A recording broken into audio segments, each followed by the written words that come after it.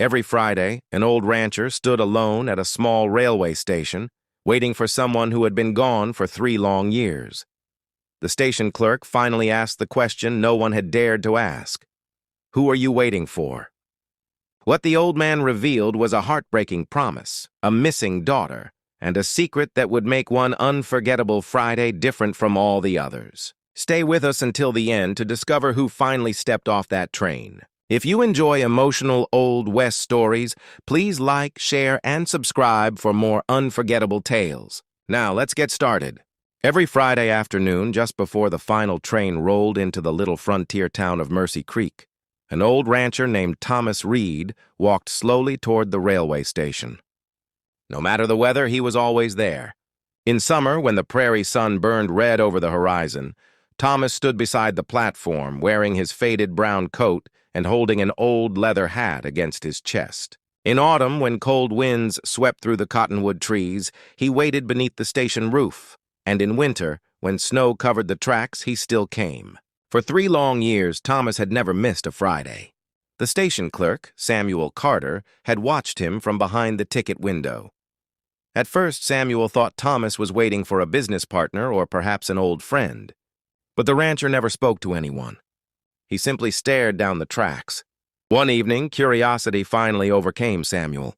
He stepped outside and approached the old man.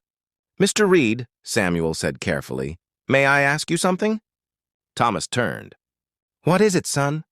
Who are you waiting for?" For several seconds, Thomas said nothing. Then his eyes returned to the distant tracks. "My daughter." Samuel felt embarrassed. He had lived in Mercy Creek for years and knew most families in the territory. Yet he had never heard Thomas mention a daughter. "What is her name?" "Clara." Thomas smiled faintly. "She was 17 when she left." "Where did she go?" "Chicago." Samuel lowered his voice. "That is a long way from here." Thomas nodded. "Her mother had just passed away. Clara's uncle promised he would take care of her until I could settle matters on the ranch. He put her on the eastbound train one Friday morning." Thomas looked down at his boots. "She held my hand before she boarded." Samuel listened quietly. "She told me, 'Papa, I'll come home someday, I promise.'" "And she never returned?" Samuel asked. Thomas shook his head. "She never came back." "Did she write?" Thomas reached inside his coat and pulled out a small, worn photograph of a young girl. "Not a single letter." Samuel frowned. "Then why do you still wait?"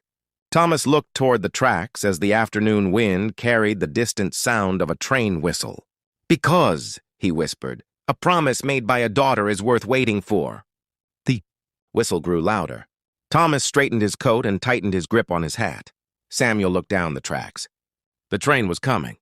And for the first time in 3 years, Thomas had a strange feeling that this Friday would be different. The train appeared through the morning mist, its black engine breathing clouds of white steam into the cold frontier air. Thomas Reed stood perfectly still beside the platform. For 3 years he had watched hundreds of passengers step from those train cars. Every Friday his heart had whispered the same foolish hope. Perhaps this time. The train groaned to a stop. Passengers climbed down, carrying leather bags, wooden trunks, and bundles wrapped in blankets. A traveling salesman hurried toward the hotel. A family gathered their children. 2 miners climbed aboard a waiting wagon. Thomas searched every face, but Clara was nowhere among them. Samuel watched from the station doorway. He saw the old rancher's shoulders slowly fall. Then, just as the last passenger stepped onto the platform, a young woman appeared at the train door. She wore a faded blue dress beneath a dark traveling coat. In one hand, she carried a small wooden box. Her face looked tired from the long journey.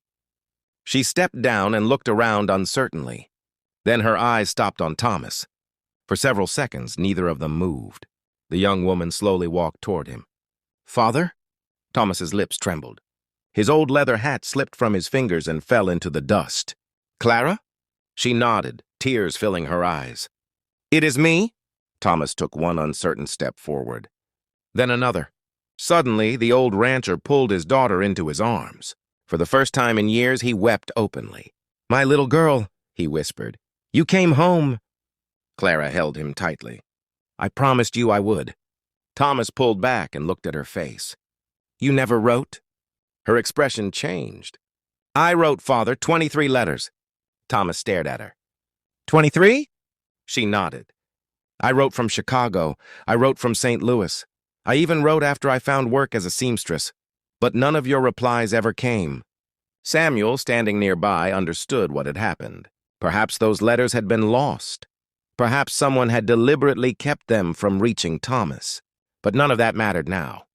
Clara opened the little wooden box she had carried across the country. Inside was an old photograph of her mother and a folded piece of paper. I kept these until I could bring them home. Thomas touched the photograph with trembling fingers. Then he smiled through his tears. You are home now. The evening sun painted the station golden as father and daughter walked away together toward the waiting wagon.